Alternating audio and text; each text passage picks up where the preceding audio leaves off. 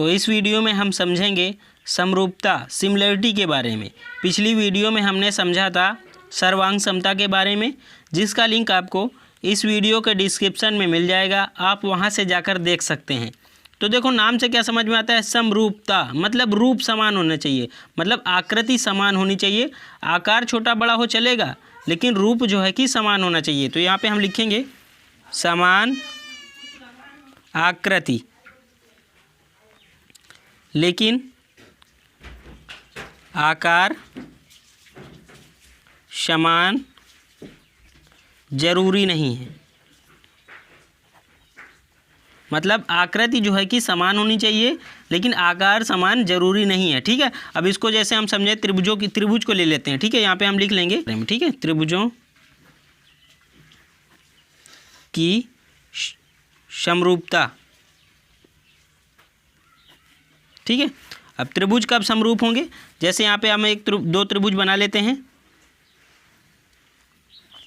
इसका नाम हम ABC दे देते हैं, और दूसरा त्रिभुज इसको हम PQR नाम दे देते हैं। सर्वांग समता के बारे में हमने पिछली वीडियो में क्या समझा था, अगर इस त्रिभुज को उठाकर इसके ऊपर रख देंगे तो सेम फिट बैठेगा, ना ही छोटा ना ही बड़ा। यहाँ पे क्या होता है, यहाँ पे मतलब आकृति सेम दिख रही है, ये भी 3 कोने का बनेगा, ये भी 3 कोने का बनेगा, बट यहाँ पे छोटा बड़ा हो जाएगा, कोई दिक्कत नहीं। ठीक है, तो उसको हम समरूप में समझेंगे। छोटा बड़ा हो चलेगा, लेकिन आकृति जो को इसमें भी इस टाइप में बनी होनी चाहिए, इसमें भी उसी तरह की, मतलब इसमें 3 कोने की तो इसमें भी 3 कोने की होनी चाहिए। ठीक है, इसको उठाकर इसके ऊपर रखेंगे, छोटा बड़े होगा, कोई दिक्कत नहीं, तो वो समरूप में आता है। ठीक है, अब देखो इसके कुछ नियम होते हैं, शर्तें होती हैं, उनको हमें समझना है।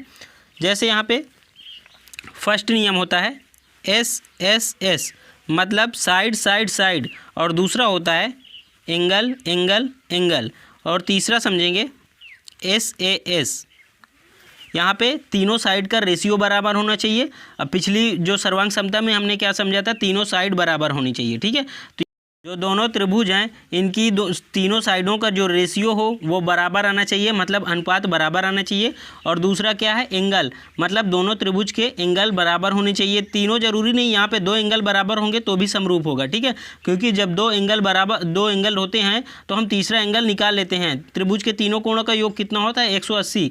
तो मतलब 2 जो कोण होंगे उनको जोड़कर तीसरे कोण 180 से घटा देंगे तो तीसरा कोण निकल आता है। ठीक है, तो तीसरा यहाँ पे है साइड एंगल साइड, मतलब 2 साइडों का रेशियो बराबर आना चाहिए और बीच का एंगल बराबर होना चाहिए। ये त्रिभुजों की समरूपता की शर्तें हैं। ठीक है, तो यहाँ पे हम एक एक करके शर्त समझ लेते हैं।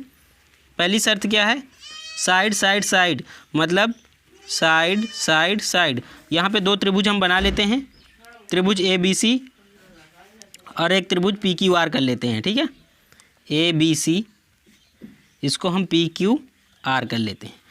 ये वाली भुजा हम मान लेते हैं 5 सेंटीमीटर, इसको हम 4 सेंटीमीटर और इसको हम 3 सेंटीमीटर कर लेते हैं।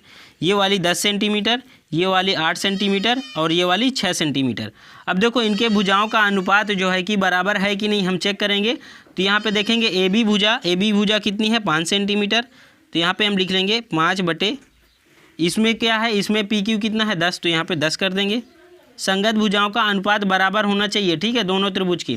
तो यहाँ पे 5, यहाँ पे 10, और यहाँ पे देखो 4 है, यहाँ पे क्या आ जाएगा 8, तो 4/8 कर लेंगे बराबर। इधर क्या है 3 है, इधर क्या है 6, तो 3/6। अब सभी का रेशियो देखो बराबर आ रहा है कि नहीं। इसका कितना है, 1/2 आएगा।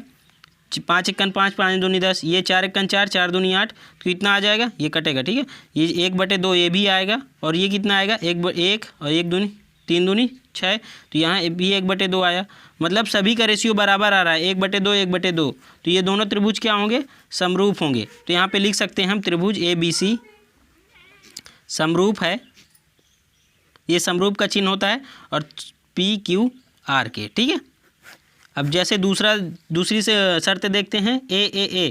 यहाँ पे 2 एंगल बराबर होंगे, ये वाला कोण जो है कि और ये वाला कोण इस त्रिभुज में बराबर हो। जरूरी नहीं है ये वाला कोण यहीं पे भी हो, यहाँ पे भी हो सकता है, और ये वाला जो है कि यहाँ पे भी हो सकता है, ये जो है। ठीक है, मतलब 2 कोण बराबर होंगे तो तीसरा कोण जो है कि वो ऑटोमेटिक बराबर हो जाएगा। तो इसको हम कैसे करेंगे,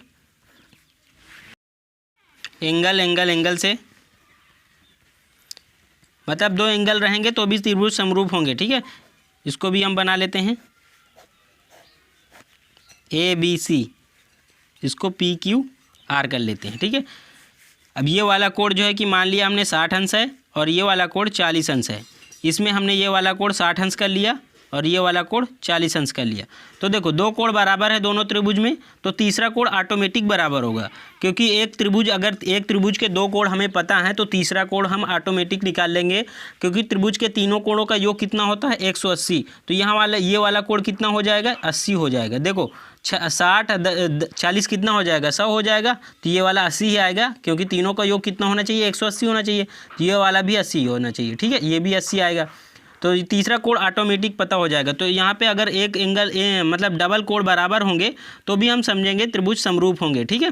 इसको हम क्या करेंगे, त्रिभुज ABC समरूप है त्रिभुज PQR के। दूसरी शर्त ये है। अब तीसरी शर्त समझ लेते हैं। तीसरी शर्त क्या है, साइड एंगल साइड। यहाँ पे इसको हम त्रिभुज में रखते हैं।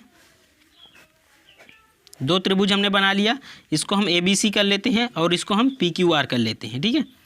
यहाँ पे साइड बीच में क्या है, एंगल है। ये वाला एंगल हमने मान लिया जैसे 40 अंश है। ये वाली साइड मान लिया 4 सेंटीमीटर और ये वाली साइड 6 सेंटीमीटर है, ठीक है। ये वाली साइड 8 सेंटीमीटर है, बीच में जो कोण है ये 40 है और ये वाला जो है कि 12 है। अब देखो दोनों साइड का रेशियो बराबर होना चाहिए, यहाँ पे संगत भुजाओं का अनुपात बराबर होना चाहिए और बीच का एंगल बराबर होना चाहिए। तो संगत भुजाएं पहले देखो 4, यहाँ पे 8, तो 4/8, यहाँ पे क्या है 6/12।